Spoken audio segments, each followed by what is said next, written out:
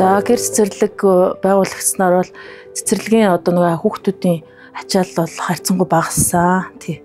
Манай бүлэг болохоор 27 хүүхэдтэй. За урд нь бол агаар сэлгэлт муу байсан. Дээгүүрээ нөө пилонктой байсан. Тэгээд нөгөө агарын тэм нөгөө цэвэршүүлэгч тэм юу байдгүй байсан.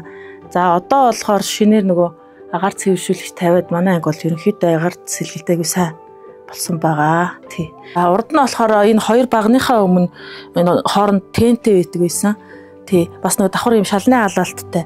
Тэгээ бол яг шалны алаалттай болохоор хүүхдүүд доороосоо ингээ халахаар нөгөө нэг буйл мөл нь бас айгүй их өрөвсдөг байсан. Тий. За тэгээд энэ шалны алаалт энэ одоо хоорондох зайд юу болохоор хүүхдүүд ингээд тен мен дээр бас нэг тэгэлж мэгэлж гээд бас ангийн нөгөө нэг зайн бас айгүй их нөлөөлдөг байсан. За энэ халаагуур болохоор гаднах агаарыг сенсорээ ингээд одоо эргэлдүүлээд доторх агаарыг цэвэршүүлээд хүүтэй агаарыг дулаан болгож ангид одоо дулаанаа өгдөг байгаа. За энэ болохоор агаар цэвэршүүлэгч.